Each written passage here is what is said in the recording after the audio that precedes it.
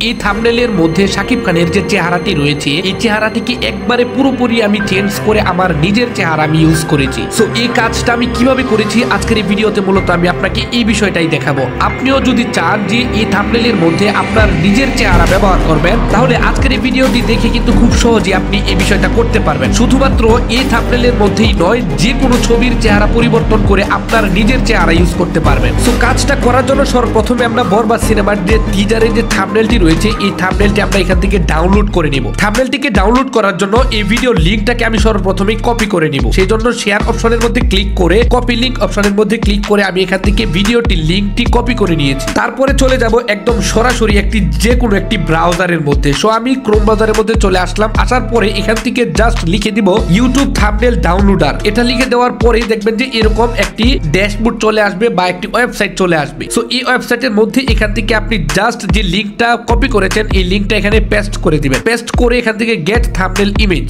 এটার মধ্যে ক্লিক করলে দেখবেন যে এখানে যে থাম্বনেলটির লিংকটা কপি করেছেন এই থাম্বনেলটি কিন্তু চলে আসবে। তারপর এখান থেকে যদি আপনি ডাউনলোড অপশনের মধ্যে ক্লিক করেন সেই ক্ষেত্রে দেখবেন যে এখান থেকে খুব সহজেই কিন্তু এই থাম্বনেলটি ডাউনলোড হয়ে যাবে। তারপরের কাজ হচ্ছে এই থাম্বনেলের মধ্যে শাকিব খানের যে চেহারাটি রয়েছে এই চেহারাটিকে পরিবর্তন করে আমার নিজের ছবি আমার নিজের চেহারা ইউজ করব। সো আপনি যদি আপনার চেহারা ইউজ করতে চান সেক্ষেত্রে যে কাজ করবেন, নতুন একটি ট্যাব আমি এখান থেকে নিয়ে নিব। এই সার্চ বারে এসে জাস্ট আমি লিখে দিব যে রিমেকার এআই, এই অপশনটা আমি জাস্ট লিখে দিব। লিখে দেওয়ার পরে দেখবেন যে প্রথমেই কিন্তু ওয়েবসাইটটা চলে আসবে। সো রিমেকার এআই এটার মধ্যে ক্লিক করবেন। ক্লিক করলেই দেখবেন যে এআই ফেস সুইপ এই অপশনটার মধ্যে ক্লিক করতে হবে। তারপরে এখান থেকে দেখবেন যে অনেকগুলো অপশন কিন্তু চলে আসবে। সো আপনার প্রথম কাজ হচ্ছে এই যে এখানে বক্সটা দেখতে পাচ্ছেন এই বক্সের মধ্যে যে থাম্বনেলটিকে আপনি ডাউনলোড করেছেন এই থাম্বনেলটিকে এখানে দিতে হবে। সো এখান থেকে এই আপলোড ইমেজ অপশনের মধ্যে ক্লিক করে যে থাম্বনেলটি আপনি ডাউনলোড করেছেন এটা এখানে দিয়ে দিবেন। তারপরে নিচে দেখেন এখান থেকে আরেকটি